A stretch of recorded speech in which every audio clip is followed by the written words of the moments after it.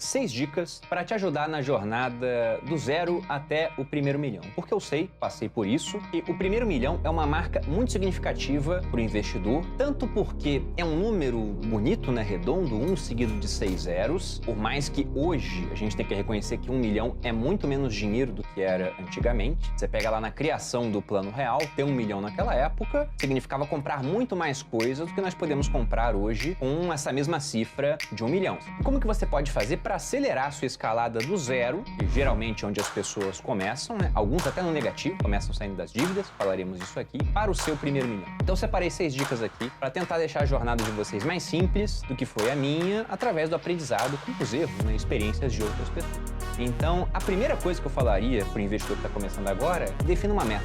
Essa é a dica número 1, porque ela faz com que você perca muito menos tempo na hora de definir o seu destino, sua trajetória. E eu digo pelo seguinte, né? A primeira coisa é que todo mundo pode falar, isso é óbvio, né? Todo mundo tem um sonho de alcançar o primeiro milhão, mas sonho não é meta, sonho não tem prazo, né? Sonho não é específico.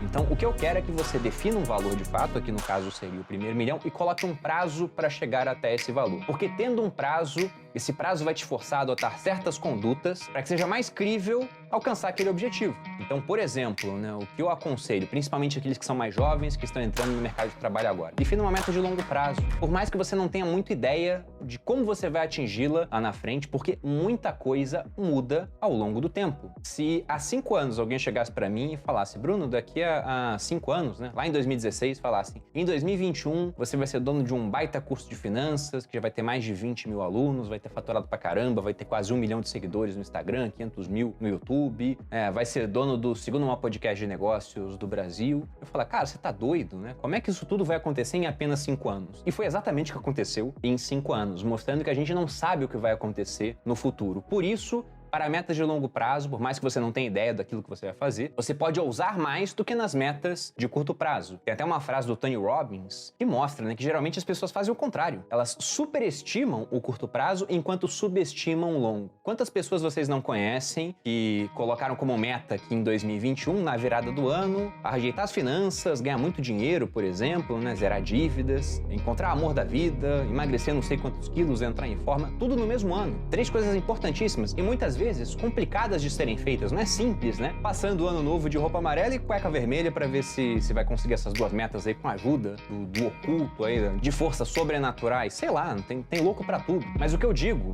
é o seguinte, defina uma meta de longo prazo. Poxa, mas como que eu vou saber se eu vou alcançar essa meta ou não? Como é de longo prazo, talvez você não saiba o que você vai ter que fazer. Mas tendo um ponto de partida, e esse é simples, basta pegar a sua realidade atual, e tendo um ponto de chegada desejável, o caminho é sempre uma construção. É mais ou menos como usar o Waze e o Google Maps, né? Você não sabe qual caminho você vai pegar, porque vai ter uma rua bloqueada, vai ter um acidente, você vai ser obrigado a desviar. Agora, o que você sabe? Onde você quer chegar e da onde você partiu. Isso facilita muito a vida, porque se de repente aparece alguma oportunidade e você não tem uma meta, você sempre fica tentado a pegar aquele novo caminho. Agora, se você sabe que aquilo não tem nada a ver com o que você quer fazer da sua vida, com a meta que você definiu, você nem olha pro lado. É mais ou menos como um carro na estrada. Se você sabe para onde você tá indo, você não fica perdendo tempo entrando na pista lenta, olhando as placas das próximas saídas. Você vai pra pista rápida e vai embora. Você chega muito mais rápido onde você quer. Já se você não souber aquilo que você quer, você pega a pista lenta e fica olhando todas as saídas e perdendo muito mais tempo do que o cara que já definiu para onde ele quer ir. O segundo passo, depois de definir essa meta, e eu sei que aqui eu tenho pessoas de diferentes idades assistindo o canal em diferentes momentos da vida, alguns começando a vida profissional, e é muito mais simples fazer isso, e outros já no meio do caminho, com filhos, com dívidas herdadas de condutas financeiras não tão sábias de épocas passadas, e por isso eu tenho que colocar esse segundo passo aqui que eu acho muito importante, que é, seja intolerante com dívidas, e se você tiver dívidas hoje, foque em se livrar dessas dívidas, porque geralmente as dívidas crescem com taxas de juros maiores do que os investimentos. Logicamente que há exceções para essa regra, já tive tanto seguidores quanto alunos que tinham feito financiamento, por exemplo, pelo FIES, com juros inacreditáveis, assim, né? Muito mais baixos do que a inflação atual. Se você tiver uma dívida assim, que sei lá, tem uma taxa de juros de 3%, pô, o IPCA tá em 6%, precisa ter pressa para pagar essa dívida. Mas geralmente o que acontece não é isso. São poucas pessoas que têm dívidas assim. Geralmente é o cara que ele tem uma dívida que tá crescendo a 8% de juros e tá com dinheiro parado no Tesouro Selic ganhando 3,5%. Então, nesse caso, foque em pagar suas dívidas. Porque além de ser uma conduta muito ruim para você, investir a 3,5% pagando 8% de juros muitas vezes, longo prazo caso você está tendo um prejuízo com essa conduta até que você acabe de pagar essa dívida, um outro ponto que eu sempre gosto de lembrar é que as pessoas que têm dívidas precisam que as coisas deem certo.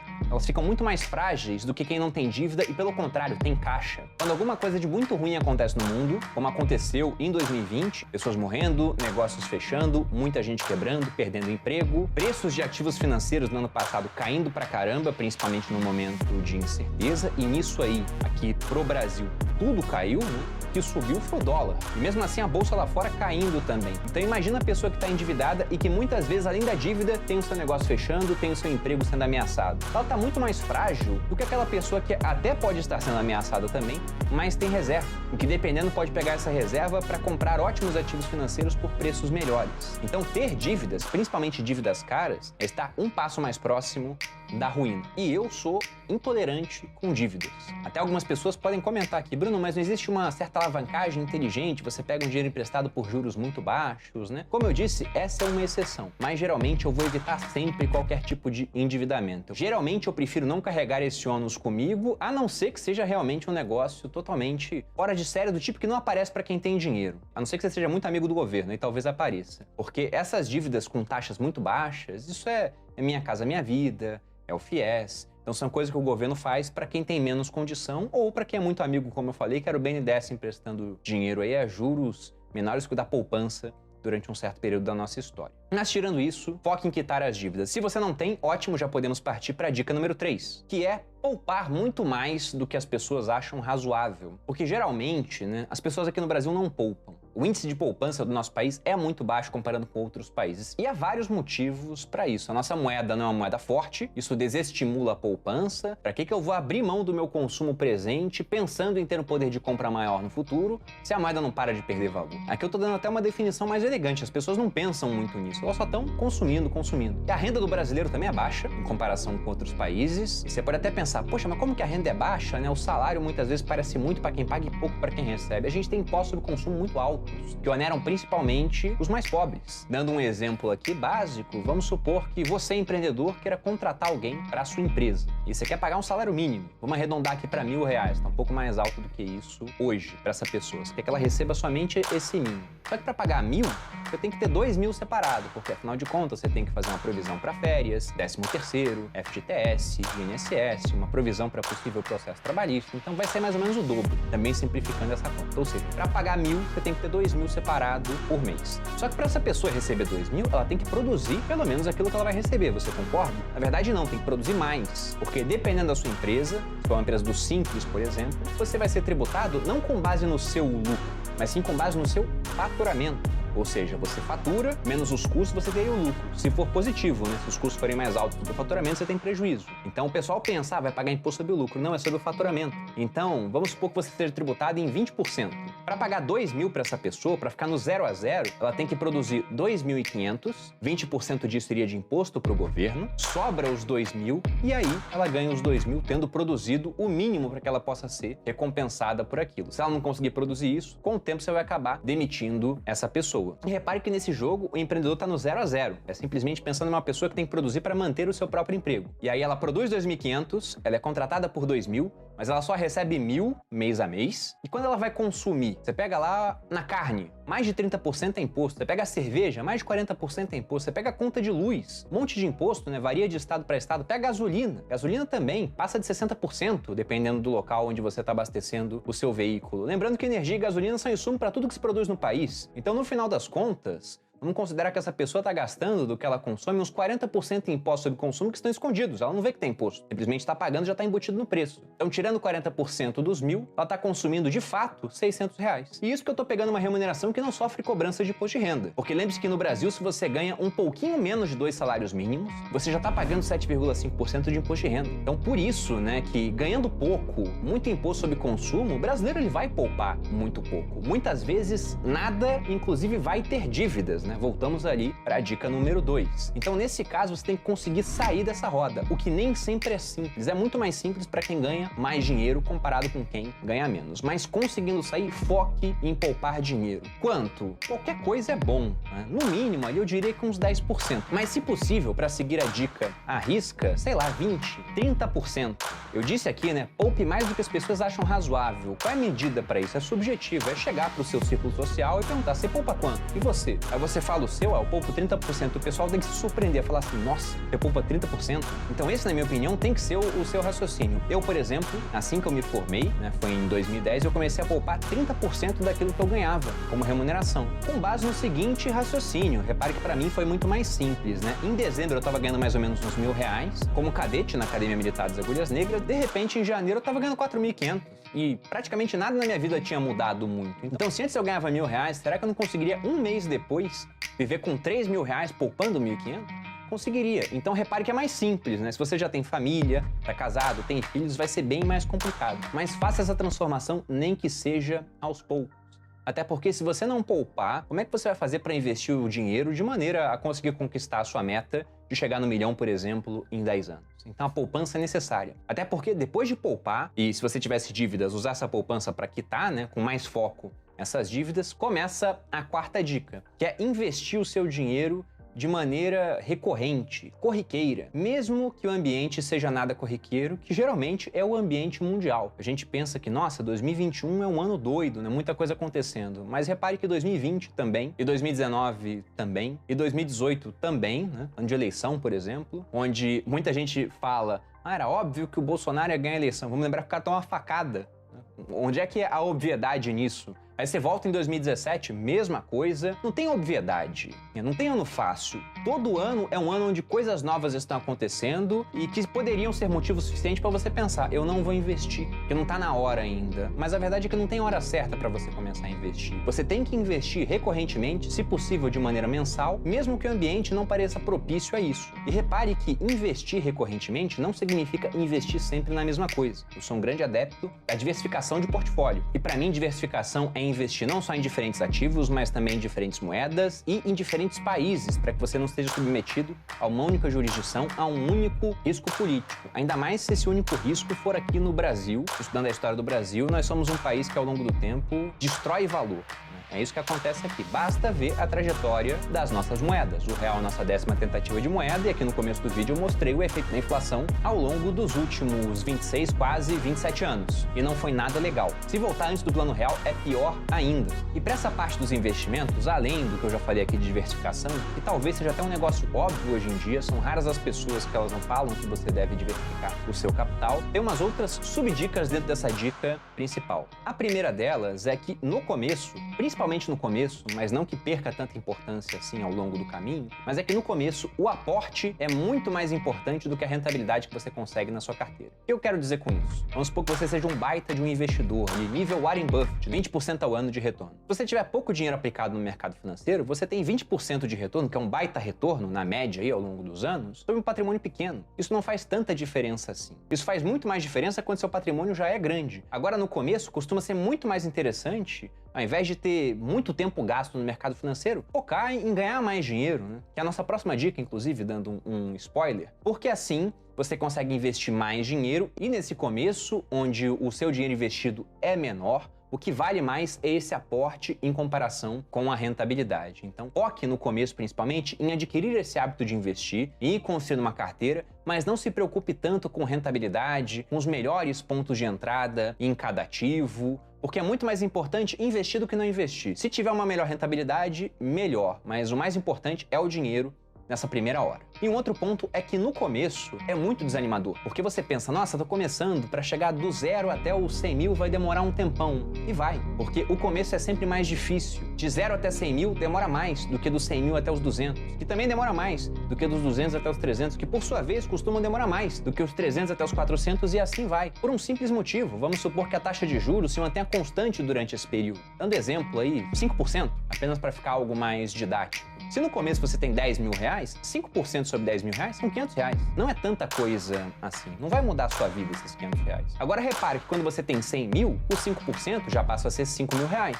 Às vezes é o seu salário de um mês. Muito mais do que isso, dependendo do seu estágio da vida. Aí depois, quando tem 200, os mesmos 5%, não mudou nada na taxa de juros, já são responsáveis por um retorno de 10 mil reais. Então veja que quanto mais dinheiro, mais fácil fica colocar essa força dos juros compostos para trabalhar a seu favor, né? Isso também mostra como essa força trabalhando contra é horrível, que é o caso, novamente, das dívidas. Mas o foco aqui é mostrar que, de fato, vai ser desanimador no começo, principalmente se os juros estiverem mais baixos, se o mercado já estiver muito esticado, não tiver muito prêmio nas classes de ativos, mas com o tempo e valores maiores, o seu patrimônio vai começar a crescer de forma mais rápida. Inclusive, para que você possa preservar o seu patrimônio, de maneira que ele fique maior com o passar do tempo, eu também, como uma subdica aqui, te aconselho a seguir um ensinamento de um dos meus autores preferidos, o Nassim Taleb, de usar a estratégia Barbell. O que ele chama de estratégia Barbell? Ele fala que você tem que ter uma grande parte do seu patrimônio em coisas muito seguras, dando um exemplo, títulos públicos americanos de curto prazo, né? Seria aquilo que no mundo talvez fosse o mais seguro em termos de garantia de pagamento. Tudo bem que os Estados Unidos estão fazendo um monte de besteira ali com a sua moeda, mas ainda é a economia mais forte do mundo que detém aquela moeda que é usada como a reserva mundial e o meio de troca global. E na outra ponta, você teria um menor percentual do seu patrimônio em coisas muito arriscadas, porém com uma grande expectativa de lucro e altamente convexas, né? O que ele quer dizer com esse termo convexa? Algo que, quando der certo, dê mais dinheiro do que você perderia se desse errado. Um exemplo é um dos assuntos que eu falo bastante aqui no canal, sobretudo ao longo dos últimos meses, que é o Bitcoin, né? Ou outras criptomoedas, mas o Bitcoin é aquela mais relevante, a que eu acho mais interessante. Se você investe um certo valor em Bitcoin e simplesmente o Bitcoin deixa de existir, o que pode acontecer de pior com esse valor que você investiu? Ele é zero. O máximo que você perde é 100% daquilo que você investiu. Mesma coisa acontece por uma ação. Mas, em compensação, e se der certo e realmente mais pessoas passarem a adotar o Bitcoin, mais empresas começarem a reservar parte do caixa para alocar em Bitcoin, talvez até bancos centrais começando a comprar Bitcoin também, o que acontece é que o Bitcoin pode subir 100%, 200, 300, 400, 500, 600, 700, 800, 1000%, como chegou a subir nos últimos 12 meses, e muito mais do que isso ao longo do tempo. E a mesma coisa pode acontecer com empresas. Então, esse tipo de investimento é interessante, né? Porque deu errado e várias coisas deram errado ao longo dessa trajetória, você perde só o que você investiu. E dando certo, basta que você tenha um único grande sucesso em algumas escolhas assim, para compensar vários fracassos, e dessa maneira você consegue, ao mesmo tempo, proteger uma boa parte do patrimônio e também aumentá-lo com o passar dos anos. E a quinta dica, já pegando o embalo dessa quarta, eu dei inclusive um spoiler, é focar em gerar renda extra. Como eu disse, no começo o aporte é mais importante do que a rentabilidade. E com o tempo isso pode vir a mudar, dependendo do tamanho do seu patrimônio. Mas pode não mudar se você conseguir construir uma maneira de gerar renda extra que venha a se tornar um negócio, uma empresa, algo até que talvez adquira um certo valor de mercado a ponto de você poder vender aquele negócio e muitas vezes ficar muito mais rico do que você jamais imaginou que poderia se tornar. É o que eu espero que venha acontecer com o meu negócio, né? Com o Grupo Primo, se a gente fizer um IPO algum dia. Porque muita gente pensa, aqui eu já tô exagerando as cifras, né? Mas não deveriam existir bilionários, porque afinal de contas, veja, né? Se uma pessoa ganhasse 5 mil reais por dia, o que é muita coisa, ela levaria 200 mil dias para juntar 1 bilhão. 200 mil dias são 547 anos. É coisa pra caramba. Aí você pensa, não é razoável que isso aconteça. Porque você tá pensando errado. Se pensar realmente em ganhar 5 mil por dia, não parece razoável. Mas como que as pessoas, elas conseguem um patrimônio bilionário?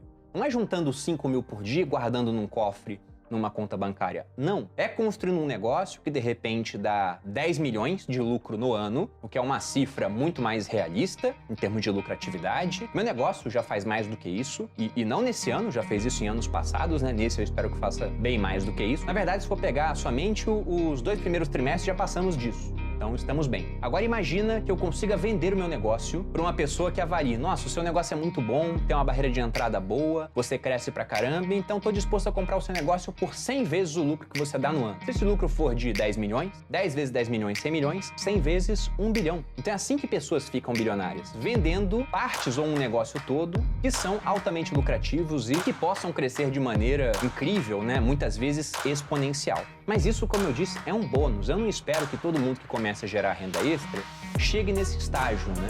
Acho que cada vez mais pessoas vão chegar nisso, porque antigamente não tinha muito como aprender essa trajetória do equity, do valor de mercado da empresa. E hoje isso está muito mais democratizado, não graças ao governo, não graças à educação estatal, mas graças a isso aqui, ó, internet. É muito mais fácil obter esse tipo de informação. Mas, em todo caso, para a grande maioria que não vai chegar até essa trajetória, gerar renda extra ainda é muito importante. Tanto no começo, quanto no meio do caminho e talvez, dependendo do que venha acontecer com o seu negócio, a própria questão da rentabilidade se torne algo muito menos participativo na trajetória do seu primeiro milhão em comparação com aquilo que você faz com o negócio, com a empresa que você criou. Foi justamente o que aconteceu comigo. Se eu for pegar desde os 17 anos, seriam 12 anos até o primeiro milhão conquistado aos 29. Se eu for pegar desde os 22, quando eu me formei, seriam 7 anos até esse primeiro milhão. E quanto tempo levou para conquistar o segundo? 7 meses, com base em negócios digitais. E depois veio o terceiro, o quarto, o quinto, o sexto e assim por diante. Inclusive, eu tô aqui com essa placa do Hotmart, que é a plataforma que eu uso para vender os meus cursos. E essa placa aqui é dada para os produtores que conseguiram atingir uma marca de 25 milhões de faturamento. Eu ganhei isso aqui ano passado. Chegou esse ano, mas é relativo aos resultados do ano passado. E eu espero que somente nesse ano eu pudesse ganhar outra placa dessa, que eles não dão. A próxima placa é só para quem conseguir 100 milhões, né? Então, eu que lute para chegar até esse resultado. Mas repare que, com investimentos, eu demoraria muito, mas muito tempo para conseguir esse mesmo resultado. Inclusive, constantemente o pessoal me pergunta: Bruno, você ganha mais dinheiro com investimentos ou com negócios, lançando curso na internet? Como é que foi isso? E quando a pessoa me faz essa pergunta, eu vejo que ela não tem a mínima noção do poder de um negócio digital, gente. Simplesmente para eu conseguir ter nos investimentos o resultado que eu tive nos negócios digitais, eu teria que ser muito melhor, não só do que o Warren Buffett, que já foi citado aqui, que tem uma média aí de uns 20% ao ano de rentabilidade, eu teria que ser melhor do que o Peter Lynch, que conseguiu ao longo de 13 anos 29,2%, se eu não me engano, de rentabilidade, e teria que ser melhor do que o James Harry Simons, que consegue uns 40%. É um cara que só contrata matemáticos lá para a gestora dele, a Renaissance. Ele tem um Medallion Fund, que é um baita de um fundo, e mesmo assim ele não conseguiria o resultado que eu tive com negócios. Então, repare que é quase impossível fazer o que eu fiz com os negócios apenas com os investimentos. A não ser que você comprasse Bitcoin um monte lá no comecinho e nunca vendesse até agora. Mesmo com a queda, você teria um resultado melhor do que o meu. Mas são raras as pessoas que fizeram isso. Geralmente, quem comprou Bitcoin lá atrás acabou perdendo a senha, né? Vitória de Pirro, tá com um patrimônio lá muito bom, mas não consegue mexer nesse dinheiro. E o último ponto nessa trajetória é lembrar, principalmente aqueles que se apaixonam pelo mercado financeiro, foi o que aconteceu comigo. Eu não esperava um dia trabalhar com isso, mas eu gostei tanto que acabei migrando para essa área. É lembrar que, como dizem, né, nem só de pão viverá o homem, então nem só de mercado financeiro viverá o investidor. Aproveite as oportunidades que aparecem no mercado, mas também fique atento às oportunidades que estão fora do mercado, porque muitas vezes podem acabar sendo mais lucrativas do que o próprio mercado financeiro. E talvez dê para fazer um paralelo dessa última dica com os negócios, né? Porque foi, de certa maneira, o que aconteceu comigo. Vou dar o exemplo aqui da minha irmã, que hoje trabalha comigo. A gente tem um negócio de arrematar imóveis em leilão juntos. E isso surgiu no ano passado. Foi, na verdade, final de 2019, quando eu trouxe ela para São Paulo. Minha irmã é advogada de formação. Ela já tinha uma expertise nessa parte de arrematação de imóveis, mas eu nunca tinha tido dinheiro para aproveitar essa expertise que ela tinha. De repente, graças aos negócios digitais, porque se fosse depender unicamente dos investimentos, demoraria muito mais tempo para eu ter construído o patrimônio que eu tinha até então, eu pude falar para ela: Priscila, vem para cá para São Paulo, eu vou te dar um salário inicial, mas você vai ser minha sócia, a gente vai começar a arrematar imóveis em leilão, eu entro com capital, você com expertise, depois que a gente arremata, a gente divide o resultado do imóvel. E fizemos isso, arrematamos vários imóveis, me perdoem só o número, eu acho que já chegamos a 10 imóveis arrematados desde que ela veio, exclusivamente para mim, ela também faz isso para outras pessoas, e depois ela acabou lançando um curso mostrando também como você pode fazer para arrematar imóveis, seja aí para você comprar um para morar, pagando mais barato, ou mesmo para iniciar um negócio dentro desse nicho. Então repare que de onde não ia sair simplesmente nada, eu nunca tinha pensado em fazer algo assim, uma simples ideia, que sendo justo foi a minha esposa que deu, vamos trazer a Priscila para cá para que ela possa fazer esse tipo de coisa. A gente teve o surgimento de 2 negócios, um de arrematação de imóveis e o outro a continuação do braço de educação que a gente tinha de curso, que é lançar um curso que ensine as pessoas a fazerem esse tipo de coisa. E com a combinação desses dois, novamente, né? Quanto tempo demorou para minha irmã chegar até o primeiro milhão dela, considerando o começo dos negócios? 1 ano. Se fosse apenas com investimento, demoraria muito mais tempo. E ela é extremamente conservadora, vai perguntar onde é que tá o dinheiro dela, tá em imóvel, né? E comprou um pouquinho em Bitcoin, mas o pouquinho é bem pouquinho mesmo. O que foi até bom, porque ela comprou quando os preços estavam mais altos, agora ela pode melhorar o preço médio dela.